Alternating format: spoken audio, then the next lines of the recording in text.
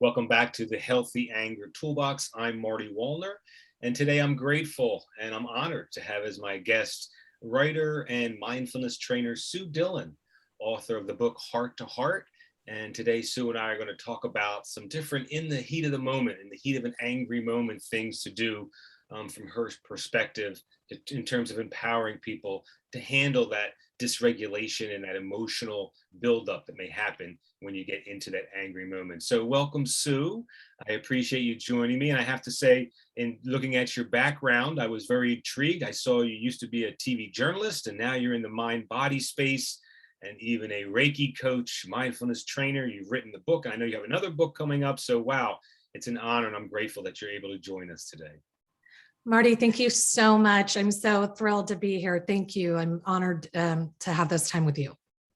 So in terms of understanding and really trying to bring us all to either remembering a time recently when we felt angry with someone, or maybe to empower us for the future and next time we get into that angry moment, but certainly those opportunities and that emotion, frustration, disappointment can turn into anger and build up our stress and get us into a place where we're not thinking very clearly. We may say something or do something that we're interacting with another person or in a situation that maybe later on we think back and maybe wanted to have said or done something a little differently. But because of the angry thinking and where our brain goes with our angry brain, we get dysregulated.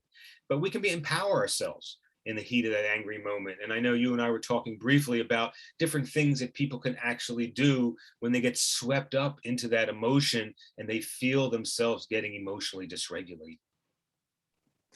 Yeah, there's a lot of things we can do. So part of what I teach, Marty, is mindful communication. And so what is that exactly?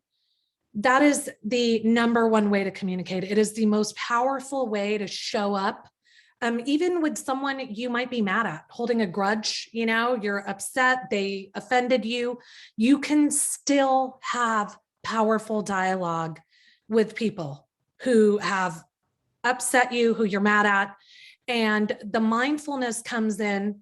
It allows us, when we start kind of sitting in silence and learning to hold this space of quietude, we show up more calm, more measured, and where we have greater presence, right? And we start to see communication in this whole other way where, like you said, communication, it's about connecting. It's not about talking, it's an exchange. And so even if I'm just listening to you with my heart, even if I'm mad at you, that is absolutely possible. And that learning to sit with our thoughts, it trains us to show up in this way, to just arrive with presence, be all in for that other person, and learn to listen and accept and receive even something that could potentially be offensive.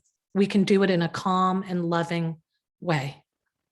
So that mindful communication, it sounds, it has an intention of understanding and acceptance rather than trying to reconcile emotions or trying to settle situations or have specific outcomes, just being in the moment with someone and being able to connect them with them in a very mindful way. Exactly. Yeah. So, when we're sitting in meditation, our heart rate drops, we become more calm, and all of this stuff happens physiologically for us. And the more we do that, the more calm we are just in general, right? The more when I arrive somewhere, I'm more present, I'm more alert, I'm more engaged, I'm more receptive. I have heightened awareness around what's happening, who's being triggered, who's feeling left out. All of that happens. So you just have this greater, deeper awareness when you're connecting with people, when you start incorporating that into your daily routine. And I, as a, communications expert, a former network TV journalist, I've incorporated my communications expertise.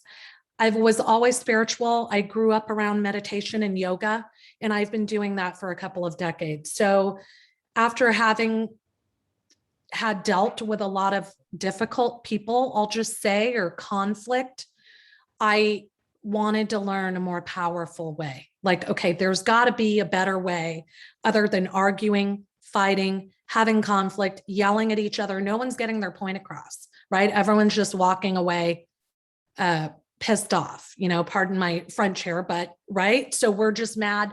No one's getting anywhere. Now I'm over here holding a grudge. You're over here holding a grudge, but nothing, those feelings, that emotional, anger, resentment, that's all still there. And how do we come back to that in a powerful way and say, hey, you know what?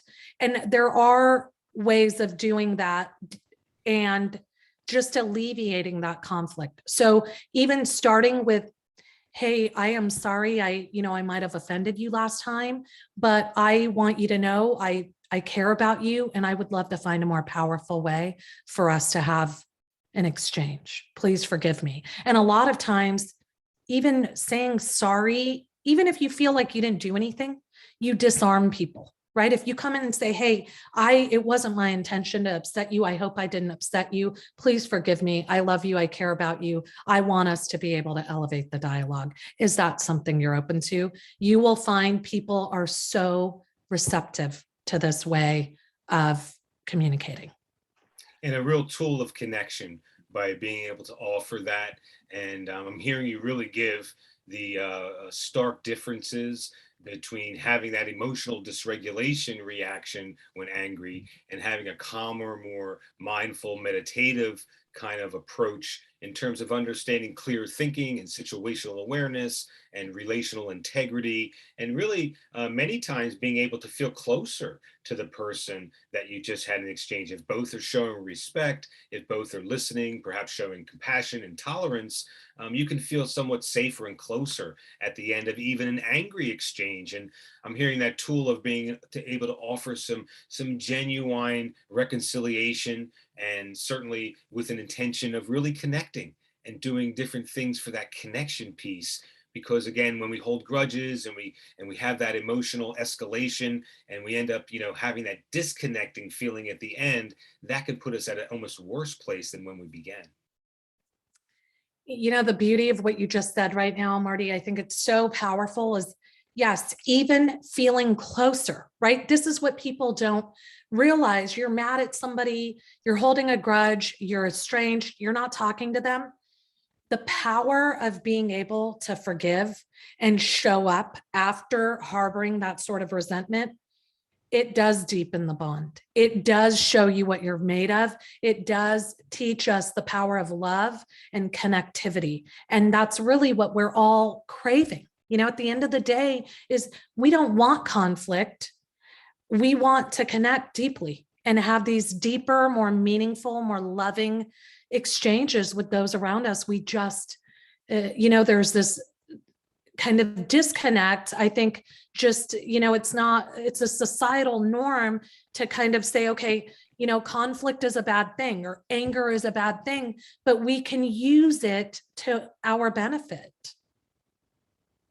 And so really understanding and expanding the understanding of this emotional, what starts out as emotional dysregulation can kind of be used as a tool for connection. If we actually bring in some other ways of connecting with people and being able, and I appreciate you mentioning mindful communication tools, being able to connect with them, even though we may be feeling a certain something, on the other end, we can maybe get the outcomes that we're looking for. So when we talk about mindful communication tools, Sue, I know you mentioned listening, and certainly healthy active listening with acceptance and understanding rather than necessarily listening to respond. I know many people will listen to, forming their response. They might have some judgment and suggestion, but to really be in the moment with people and really allow them to tell their story with acceptance and understanding. And so any other types of mindful communication tools that we can also bring in for that healthy connection when we're angry?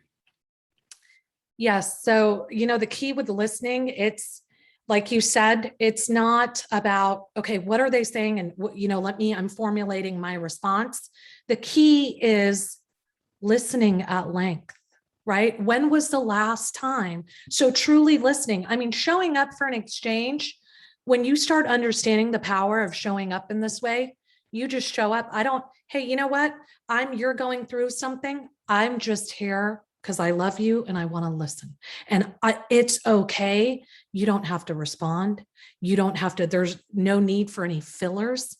You can just be there all in with your heart, listening. And what happens, people are so unused to this, right? People are not used to us listening at length, right? No one what friend have you gone out with? And this is all of us, right? I'm not pointing fingers here. We all do this. We go out and it's, hey, let me just make this about you tonight. You're going through something. I'm just here as a friend. I want to listen. And you know what happens when we do this? We show them this other side of us and this other way of being. We're leading them by example, and then they want to listen to us. So I know it takes a little patience, a little work in the beginning, but trust me, people are going to want to listen to you when you listen to them at length. And that's that deeper connection. That's that being able to get to a deeper level and a safer level of connection in terms of that acceptance and that genuineness in terms of how they connect. Right. And I will add, you said another tool. So one of the other tools to go deeper with the listening is asking questions. Okay. So it's kind of, right. We say, hey, how are you doing? How's it going? And, oh, I'm great. How are you? And then it's on to me. But you'll find, because people are not used to this way of communicating, when you say to someone, when someone says, you say, hey, how are you doing? And they say, oh, I'm fine. Well, why are you fine? What's going on? Tell me more. Share more. Why are you having a good day? Right? And people initially, most people will be stumped because they're not used to anyone caring enough to want to have you go deeper. Just tell me more, or, hey, I'm feeling kind of down. Well, why? What's going on? Tell me more. Oh, well, this happened, that happened. And how did that make you feel? Where are you at with that today? How are you doing? How are you processing this? Going deeper, and you will see how people light up, how initially they're kind of really taken back by this because they're not used to this way of communicating or someone asking these deeper questions. So that's a way to go even deeper and hone in on the listening and connecting and really getting to the heart of their matter. And you're really focusing now, Sue, on attunement, to really be focused and attuned to where a person is, meeting them where they are, and really them having a person hear, understand, and feel that you want to be in tuned, by asking those deeper questions and by having, maybe that deeper connection and that deeper curiosity or understanding. It attunes to how they're thinking, feeling, or believing in that moment, which again can be feeling a very safe feeling, and also co-regulating. If we're in the middle of a heated moment, a heated exchange, just by being attuned and trying to understand one another can certainly de-escalate that emotion. Someone has to take the higher road, right? So it's kind of like I work with people who, I want this conflict to end, but it's not possible. They just want to fight. They want to argue. Okay, but what are you doing, right? What are you doing to de-escalate? Are you engaging the conflict? It's all energy. When someone screams at you, are you sitting back, taking a deep breath and receiving that, and then thinking of the most powerful way to respond to that? Or are you reacting? Are you yelling back? Right? So it's an exchange, and people say, okay, this person's really difficult. This person likes conflict. They like drama. But how are you helping, de-escalate that? What are you doing? And it's me or you, as a student of this sort of philosophy, right? We know, okay, hey, there are powerful ways. And this is so amazing what you're doing with your show, Marty, is having these exchanges around something that's been generally just thought to be uncomfortable, right? And I feel I appreciate that. It seems that, when we try to empower people to look at anger and stress and these situations differently, It's the emotional thinking that comes that many times is the hindrance or the obstacle. In that, in the heat of that emotion, it's tough to really understand situational awareness and impact of words and behaviors. And sometimes, we're certainly making some great healthy suggestions in terms of mindful communication. But as you probably remember, maybe when you were angry, it can be tough to be compassionate and tolerant and offer grace and some of these other things that are needed for that deeper connection. So sometimes it's about bringing a lot of these tools together, and being able to use them individually. How each one of us, what we each know, what we need when we get into that heat of that angry moment. And for me personally, it's breathing first. I need to get my brain and body calm.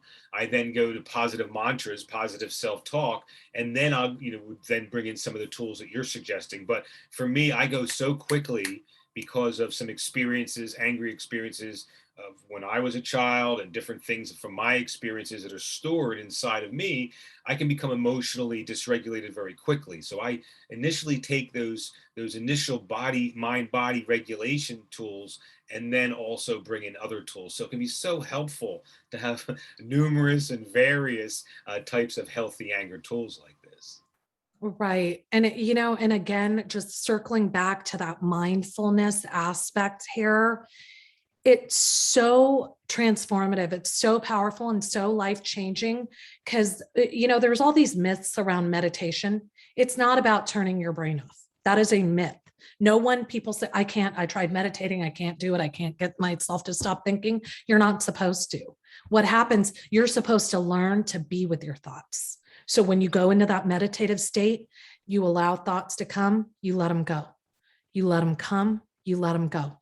And the more you do this, the more you become an acceptance of things, even negative thoughts, right? So I'm at a place now with meditation after decades of doing this where I don't get upset in that way because I've spent so much time meditating, right? So I'm just measured when I arrive. I can be hurt. I can still have that, but yelling is just not something that I would resort to. And, it's a natural emotional trigger, right? We all do it. And, something could scare me and I might scream or whatever, but that learning to kind of sit with negative stuff. So when somebody screams at you, you're more accepting of that. It's like when you're sitting in that meditative state and those negative thoughts keep coming in, keep kind of prodding at you, but you learn that they come and you let them go.